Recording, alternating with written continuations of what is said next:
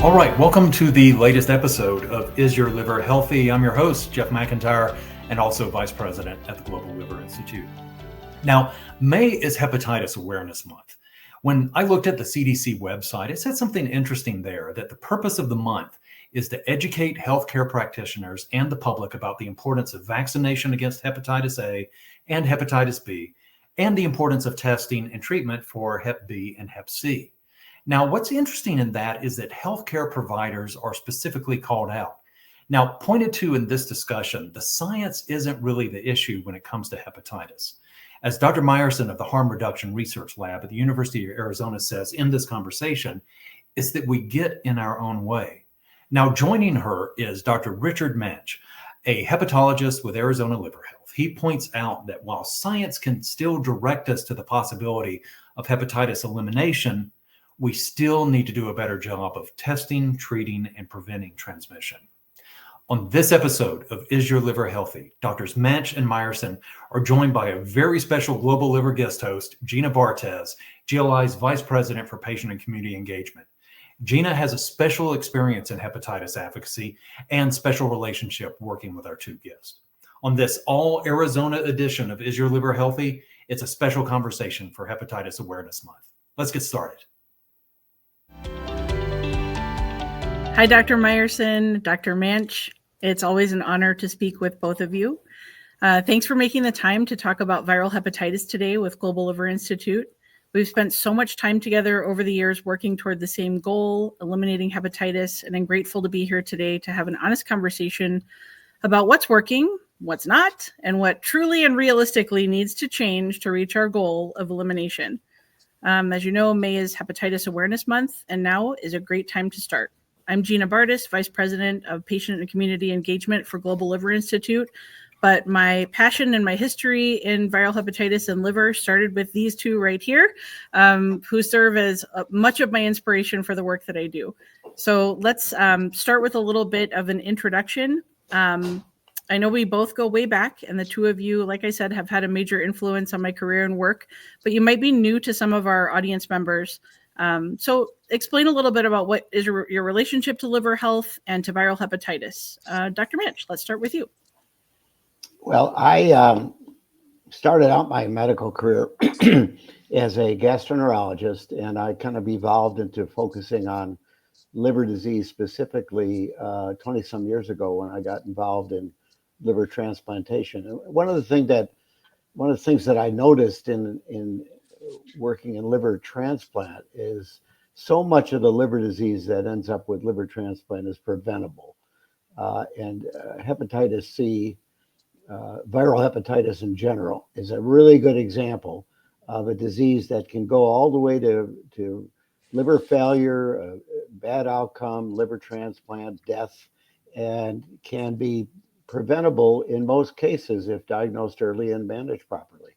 So I got more and more interested in hepatitis. I've kind of moved away from the transplant side of things, helped start an organization that now operates clinics all around our state. And one of our areas that we really focus on is hepatitis elimination. So even though I'm, considered a fully qualified transplant hepatologist, my real passion is working on the elimination of hepatitis, viral hepatitis, and especially hepatitis C. Thank you so much, Dr. Manch. Beth, let's hear a little bit about you. Introduction, what your relationship is with liver health, viral hepatitis, and especially harm reduction. Well, hey, everybody, Beth Meyerson. It's such a joy to join you both today. Looking forward to this conversation. I am a professor of nursing and medicine at the University of Arizona. I direct the Harm Reduction Research Lab, and it's a lab of faculty from 8 universities across the U.S. and 1 community-based organization. Collectively, we're interdisciplinary, and we focus on the reduction of opioid overdose and bloodborne illnesses, which then, of course, means too hepatitis at times. And so We're also joined with a cross-disciplinary group called the Drug Policy Research and Advocacy Board. These are people who have lived and living drug use experience. They might be in treatment for opioid use disorder. They might be providers themselves, policymakers and funders. And so together we set the agenda for the work that we do. So it's very community engaged, community driven. I am also the policy director for the Comprehensive Center for Pain and Addiction at the University of Arizona.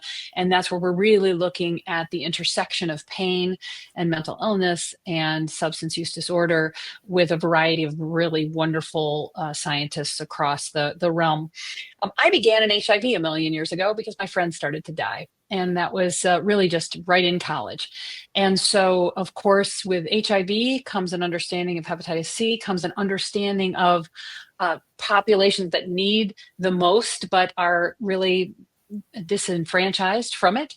And where the treatment is, the populations aren't. Where the populations are, the treatment is not. And so my relationship with hepatitis is really one of understanding needs in communities and trying to reduce that harm that we socially construct and drive and continue to repeat. So looking forward to our conversation today. Thanks so much, Dr. Meyerson. So let's start by setting the stage. Dr. Manch, from your vantage point as a hepatologist and a public health leader, where do things stand right now with hepatitis C elimination in the U.S.? Are we on track? And yes, I know the answer to this question, but explain it to the rest of us. Well, I'll start by saying we've made a lot of progress. We have broken down a lot of barriers. We have driven the cost of treatment down somewhat, although I think it has a very long way to go. And we've begun to finally come to the realization of where the problem is, where the patients are, where the people are that are infected with this virus, and where they're spreading, and who are the individuals with the highest priority to get on treatment as soon as possible. So I think we're poised to see a significant inflection in the rate of getting more and more patients diagnosed and treated, but we're not quite there yet. So if we're looking at the World Health Organization 2030 goals of hepatitis elimination, I think it's I don't want to discourage anyone, because I think it's a reach to think we'll get control of this. And remember, elimination doesn't mean curing every single person, but getting enough people cured of their hepatitis C. And I'm going to focus primarily on hepatitis C, so that we begin to diminish the spread of the virus. I think it's in reach. I think 2030 is possible if some major things happen. Obviously, there are a lot of factors to deal with, but right now, even though we're doing a better job than we ever have before at diagnosis and treatment, the expansion of the numbers of people becoming infected is still a situation where we've got a cat chasing its tail, where we can't quite catch up to the increase in cases that we're seeing. This has fallen off a little bit lately, but it may relate more to mode of drug use than the fact that we're actually doing a better job. So, I think that the end of the tunnel is in sight, but as we continue to approach it, it keeps moving ahead of us at the same rate, or maybe a little bit faster than our ability to catch it. So I'm very encouraged at how far we've come, but I think we just have a lot more that we have to do in a relatively short period of time to meet the targets. Thank you so much. Beth, what about you? What are some roadblocks that you're seeing from your perspective in your work, especially with your harm reduction lens? Well, so we get in our own way, and I think that's really something your listeners will appreciate. I'm optimistic. We have good tools, as Dr. Manch mentioned. We actually have a good reach, and we can talk more about that when we talk about community engaged efforts and so on, street medicine, things like that. But we are doing this. We are fighting this fight with one hand tied behind our backs. And what is tying our hands is not the science. The science has shown what is working. The science has shown what will allow trust building for screening, what will allow then access to curative treatment. We know what works. What's tying our hands behind our back is our own beliefs. It's our beliefs about drug use. It's our beliefs about what that means about people and their values. And those beliefs lead to stigma, which become reified or cemented in systems. And so we see things like laws or rules, regulations that keep people from getting treatment because, well, Beth has to be super duper duper sick, or she has to be absolutely abstinent from every possible substance that might get in her way before we actually then treat her, or she needs the right insurance, or. And those are the things that are kind of getting in our way. At the same time, of course, there might be no funding available for things like screening. And that's the key. You don't know if you need help and treatment if you aren't screened. And so all of those things become part of the barriers to access, but we create them. And I think there's the optimism that I have, is that if we create these things, we can take them down as barriers and move beyond them to reach what Dr. Manch is saying is really that end of that tunnel. Thanks so much. It's interesting because I've spent so much time like you have in so many of these meetings, and we're talking about the same things. And to quote Dr. Tony Martinez, who we both know, we all know what to do. We just need to do it together. And so I think that really is a collective. We need to do it together across all avenues, including policy, including payers, including destigmatization and normalizing healthcare, especially liver healthcare. So that being said, moving into the concept of harm reduction, which I think is sort of enigmatic for a lot of people. I see harm reduction and the concept of harm reduction not really being adopted by your regular person on the street, maybe because they don't know enough about it. And I think once you get to know the concept and understand it and spend time in the harm reduction community, there's no way it doesn't make sense. So I would love to hear, the term harm reduction being formed with two familiar words isn't necessarily a common concept that's taught in our schools, not even in higher education typically. Beth, could you break down for us exactly what harm reduction means and, kind of as an approach to individual and community health and how it can apply to our everyday lives? For sure. Well, you're right. Harm reduction. This is all about eliminating, reducing harm, death, illness, infection, those kinds of things through an ethos. It's a belief system. It's I want to reduce harm versus wait till harm's caused and address it, though we do this too. So something that the listeners would appreciate is we do this every time we get into a car and we buckle our seatbelt. It's a behavior to reduce harm. And or when we use a condom, or when we decide we're going to have a fire extinguisher in our house. Those are the kinds of normalized behaviors that don't have a lot of judgment to them. And so the same ethos is applied in our work in liver health to reducing harm through either laws and systems and available things like testing, normalizing it, training our physicians and our nurse practitioners to screen their patients, or to at least get them ready for screening in other circumstances, or to link them to systems of care, or our policymakers to decide an easy, no wrong entrance, no wrong door to treatment, etc. So harm reduction is as simple as buckling a seatbelt, to making sure that everyone can have access to screening. It's a normal part of preventative health care, and all to reduce illness, death, harm of some kind. Thank you so much. So, Dr. Manch, when we talk about elimination, we talk about harm reduction, and not just as a strategy, but as a philosophy. What's your take on the medical and public health community, and why is it being embraced or not embraced? Why aren't we seeing some of our FQHCs and academic centers embracing this when a clinic like yours and the work that you're doing adopts it so aggressively and has integrated it into your everyday work and has made so much progress? What are you seeing as the hesitation and approach? Well, it has to get to the point that it reaches people's level of consciousness, that they understand the need. Now, if you look at the hepatitis C situation, there's really two prongs to this, two parts to the problem. One is getting people tested and treated and cured, and the other is doing what you can do to stop the spread of the virus.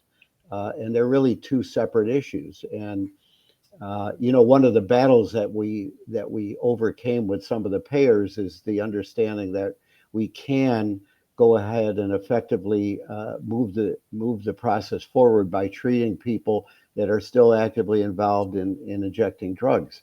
The point being that these are the people that are spreading the disease. To the extent that we can provide them with the tools to prevent spread to others, since one person using drugs can easily spread it to another 20 people. And as effective as we are in treating the disease, we're not going to gain control. So people have to understand that, as Beth pointed out, these are things that we all do to be safe. And I hate to confine the discussion, particularly in this population, only to spreading the virus. It's also, they need food, they need housing, they need care, they need attention. They can't be compartmentalized into some place where the average person doesn't see them anymore, because this is everybody's problem, and we have to approach it that way. So things that we can do beyond all the things that we do to try to get hepatitis C diagnosed and treated.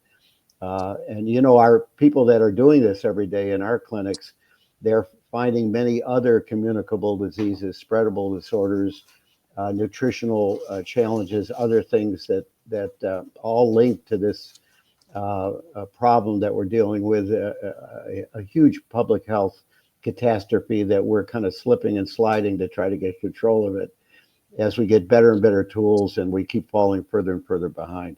As I think Beth was saying, we get in our own way here. Too many rules, too much complexity. It's a simple problem. Find the people, get them what they need, and get them better, period. And I Thank would you just so much. jump onto that if you don't mind. Sure. When I think Absolutely. of systems access, I think of 4 prongs, really. So we work in pharmacy and medicine. And when we think about pharmacy, it would be, are you stocking? And then are you dispensing without stigma, essentially the curative treatment? And that's important because we can normalize screening and treatment. And I might be a physician or a nurse practitioner somewhere in rural Arizona, and I'm not going to stock that. I don't stock, I send to pharmacy. So I'm going to need to know that that local pharmacist has in stock the curative treatment so that my patient can actually get it. And when they go to get the treatment, they're not experiencing stigmatizing behaviors.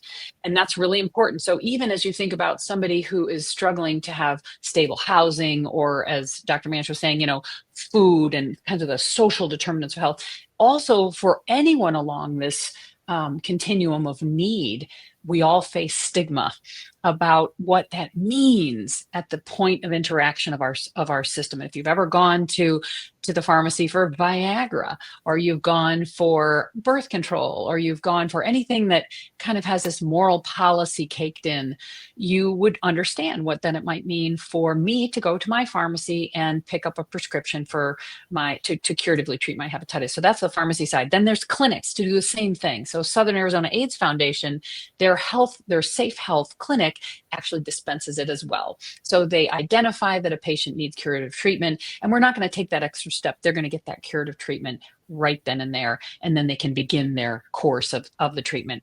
At the same time, it's really normalizing, as Dr. Manch said, we've got to normalize this so that any clinician anywhere will understand how to screen their patients, make it safe to do so and to talk about that, and then to get them what they need in terms of treatment. And certainly talking about controlling, when we talk about control, not their own behavior, but controlling for infection as well. Are we sharing needles? That's very important for hepatitis C, for example. Is there a way to get them a prescription for sterile syringes? Because even though it's not against the law in Arizona, we know that pharmacists do not necessarily dispense syringes without a prescription. So we want to make sure our patients are also cared for.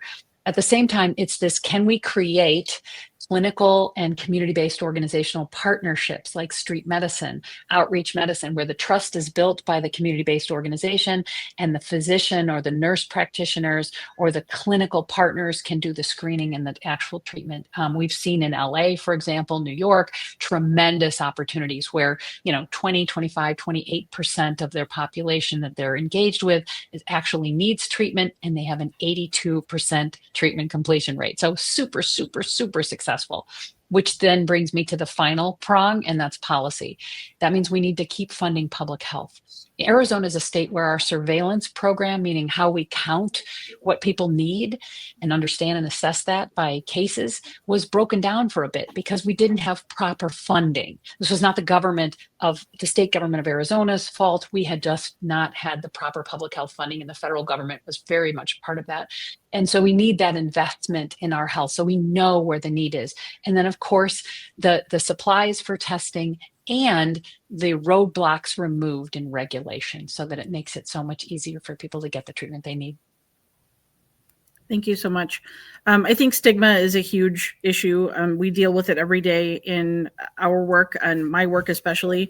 When someone is diagnosed with, something as basic as, an early stage of fatty liver, and they seek treatment or have an issue, and they're stigmatized by their doctor for consuming alcohol or doing, some kind of drug or whatever that, commonplace assumption is. So the stigma piece, do you both agree that stigma is priority and working through that is something that we need to address across the board? And is there anything else? Yeah. It's a huge issue. One of the things that I experience regularly in my clinics is when a patient comes in with hepatitis C, and we immediately convey to the patient that the medication's going to get paid for, that it's easy to do, and we don't really care how they got it, what they're doing now. We want them to be treated. We want them to encourage everybody they know that might be at risk to come in and see us. We're not going to ask a lot of questions. Our goal is to get the patient healthier, whatever it takes, and in this case, treating them. So, once you break that away, the interaction takes a totally different direction. You can see with the patient's body language that they're immediately at ease.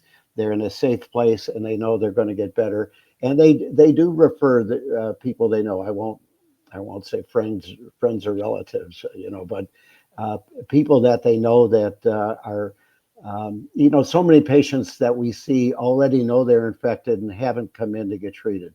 And they're worried about being judged. They're worried about being told this is not for you, or we don't see patients for hepatitis. A lot of doctors don't want those patients in their practice.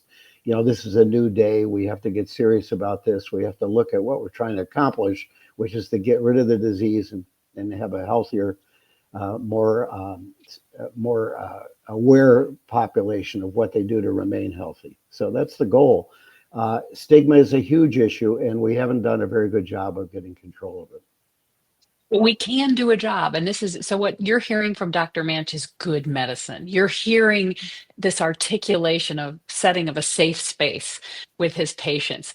Oh my gosh, that's gold. And already you see how he could actually then treat the patient because people relax into their care, and there's this engagement and trust and honesty. I'm not going to be punished. I'm not going to be stigmatized. That's good medicine. And here is where I have optimism.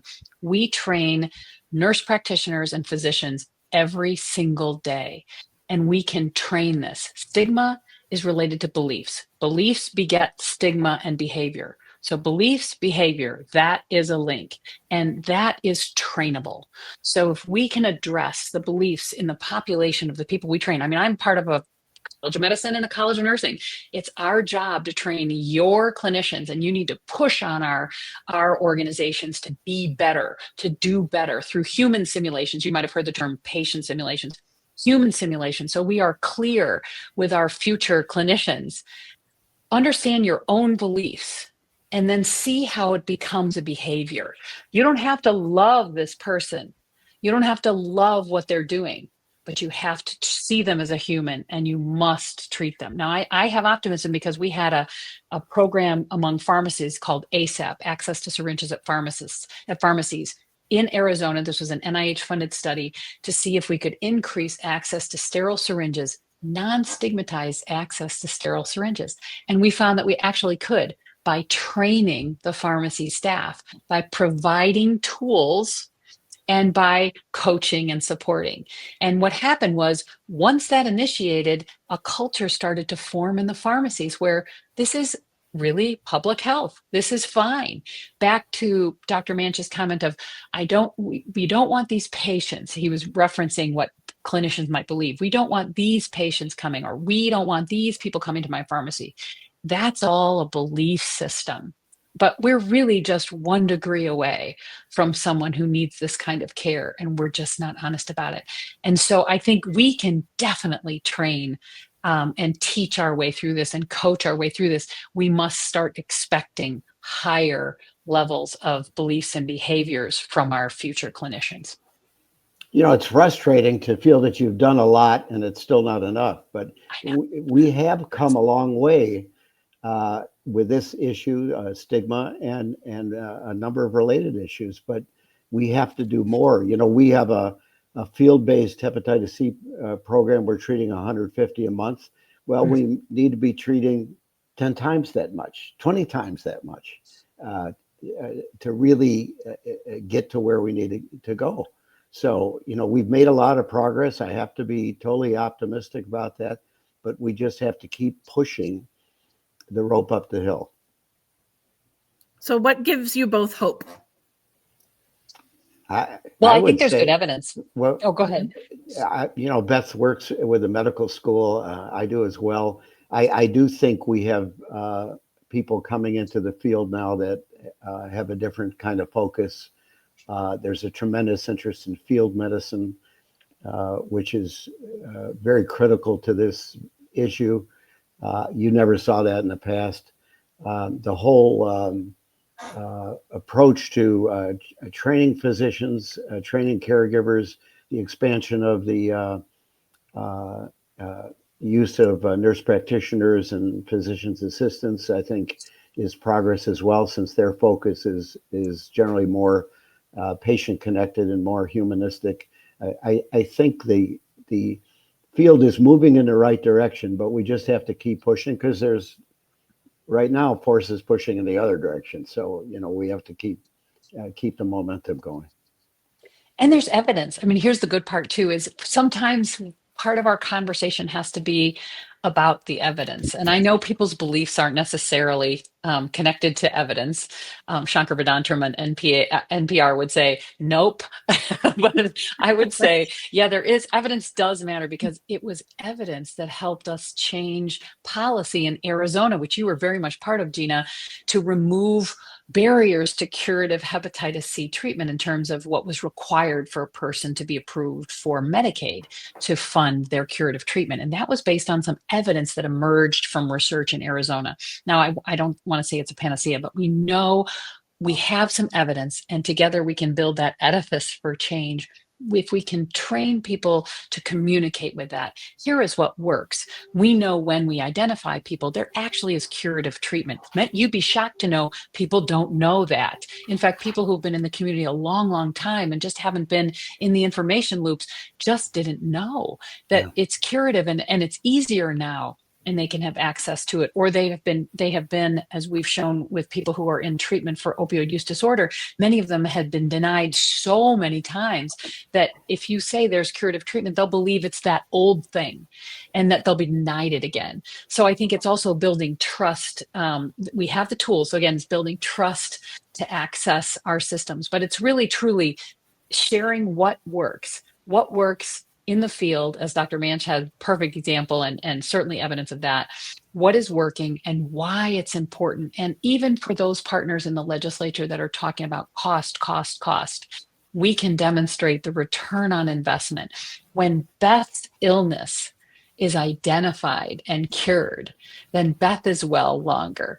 then Beth thrives. Then Beth is able to live her life more fully. And that there's a price, there's a cost to that. We can monetize that. I realize we're more than money here, but it is sometimes the only thing someone will hear. And I think we have evidence to show this as well. Like, 80% treatment completion rate is a huge, huge thing.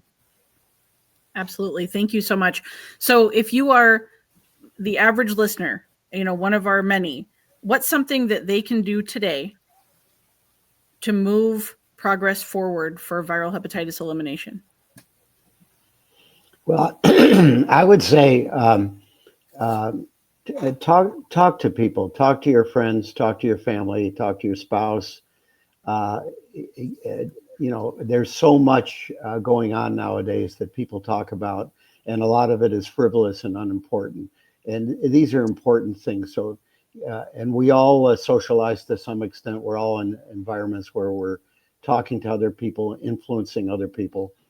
And, this has to be front of mind. This is a very important area, and it needs to be discussed. And it just isn't discussed. It's still sort of tucked away or under the table.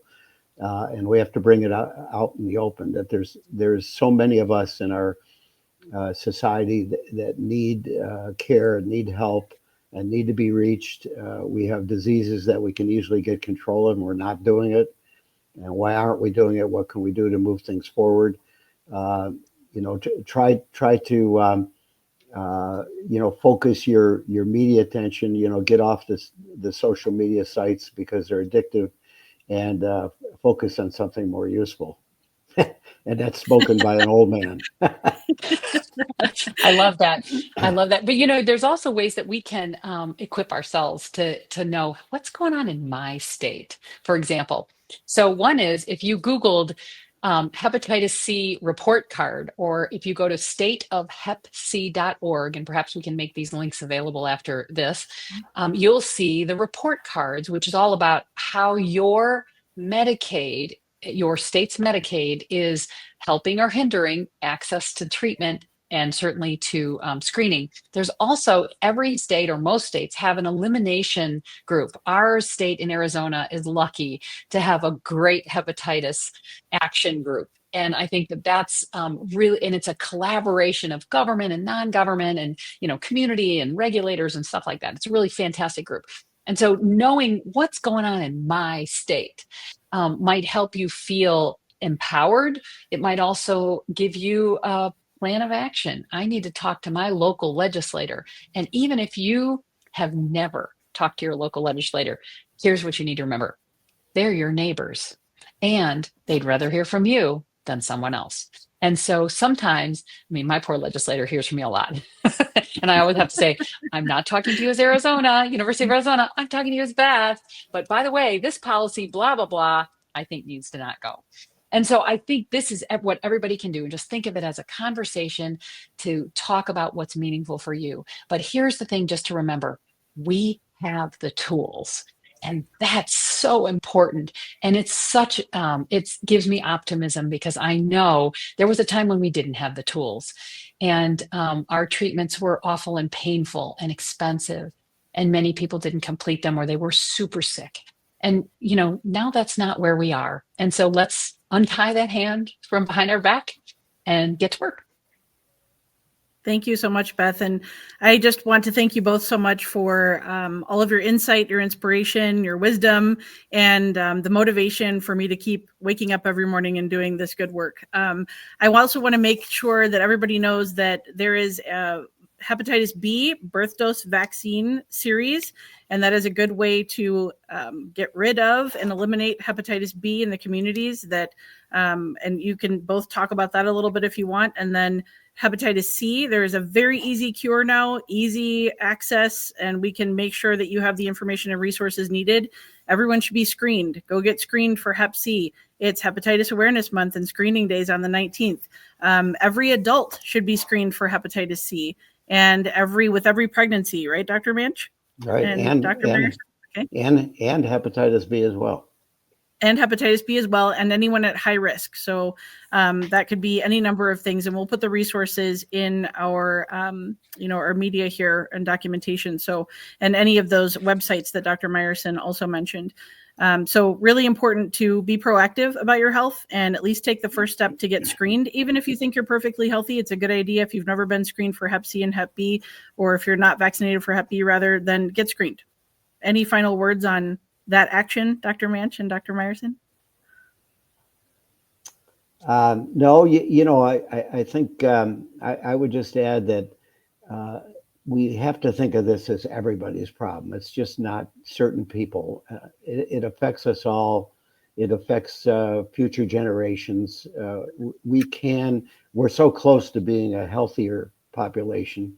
There's so many things we need to address, but we have to go after the things that we can make a difference with at first. So we can't cure air pollution overnight, but we can certainly get control of some very straightforward infectious diseases that have easy ways to prevent or to cure. And we should be doing it. There's no excuse. Well, the example here is how we let measles go just so quickly. Yeah, and bad here example. we had, yep, it's a bad example of what we can't, just the small thing we can do. And we just decided we didn't want to do it anymore. And we had policy allowing, hey, maybe that's not so important. Well, we know what works here for hepatitis C, particularly if we were talking about curative treatment. We know what happens. We know what's possible. We have these tools and we can do this. We can do this. Absolutely. So no cure for Hep B, but be screened and be vaccinated. There's an easy cure for Hep C. Get tested today. Thank you both so much. And we will put the resources in the program guide. I hope to see you both again soon. And thanks for all you do. Thanks, Gina. Thanks, Dr. Manch. Thank you. Thanks, everyone. All right. Welcome back. Hepatitis Awareness Month, May of 2025. Lily, that was a pretty cool conversation. I mean, I feel like Dr. Manch and Dr. Meyerson really hit on a couple of specific areas. We talked about the science, we talked about stigma, we talked about awareness, we talked about testing. It's a really interesting blend of issues to be able to address. What was your take on this? Yeah, I think I'm all in on the conversation they're talking about. I started in more of the hard sciences and engineering and moved into this public health patient engagement type work because of that exact thing, that we have solved really cool science problems. We have a lot of solutions, not every disease, not every solution, but there are really big changes we can make with the tools we have, but there are barriers in the way of getting them to the people that need them. So I am so grateful for the work that Dr. Manch is doing, that Dr. Meyerson and their team are doing, and even the generation that they're raising up to really tackle those big picture kind of complex system issues. What about you, Jeff? What were you thinking during that? It's so interesting to me to hear that phrase. We have the science. This isn't a science problem. And normally when I hear that, I switch immediately over to, well, it's an issue of political will. But in this instance, it's not even that, although there are elements of that in this as well. But it really points to, I think, something that we experience in all liver disease states, which is it's a matter of stigma, it's a matter of access, it's a matter of being able to address the most needing populations, if you will, in this. And it's so interesting with hepatitis. I mean, we're kind of there, aren't we? We've got the science, we've got the vaccinations, we've got the treatments. This is the only place where I feel like a liver disease is talked about in terms of elimination. And so to me, it's really interesting that this is the science is necessary, but not sufficient. And in order to come to a cure, if you will, to be able to truly eliminate hepatitis and to treat it and to prevent transmission, this becomes more of a public health and a community, effort. And it's really keenly for, patient advocates to be involved with, for people involved, or with an interest in harm reduction and kind of supporting all populations, it's a really powerful conversation. And in so many other liver disease states, we're still advocating for, more reliable testing, better prevention tools, and still need the science innovations to address the disease that hepatitis benefits from a little bit. Yeah. I think I was struck by the different roles that so many groups play. One that I didn't even think of was pharmacy stocking until it came up for me this week. I'm going on a trip. I need my anti-malaria, and nobody across the entire system of CVS, I think, stocks this. They have to get it shipped in. But imagine that for somebody who has more barriers, who this is their one time to be at the pharmacy to get their Hep C drugs. And then I think we all come in as a community too, right? When there's stigma, we can all be having the conversation more often, doing our part to normalize. I know that's been a big part of the conversations around my friends and family and neighbors hearing about my new job in the liver world. I guess new job as of a few years ago, but those conversations give the chance for things to come up that wouldn't otherwise. Sometimes we do have to be the liver oddball, but that starts to chip away at the stigma and just kind of share awareness of those screening recommendations that really are blanketed across the board and there should not be barriers or stigma at the access points either. Yeah, I agree with that. I mean, too often stigma, uninformed beliefs, or lack of access are still barriers. And we find that even where we do have the science, like with hepatologists.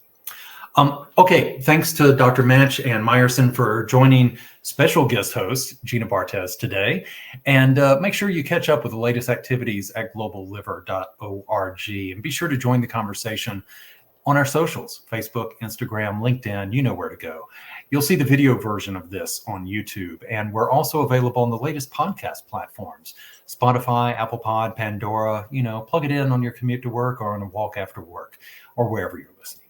Have a question, maybe a suggestion or an idea for a future episode? We'd love to hear from you. Hit us up, healthyliver@globalliver.org. And be sure to leave a comment and hit those like and subscribe buttons on your platform of choice so you don't miss any of the upcoming episodes and great conversations. It really may not seem like much, but it really helps grow awareness, education, and support the very things we are talking about with Hepatitis Awareness Month for liver patients worldwide. I'm Jeff McIntyre on behalf of producer extraordinaire Lily Bannock, Vice President Gina Bartes, and the team at the Global Liver Institute. We'll see you next time. Thanks, y'all.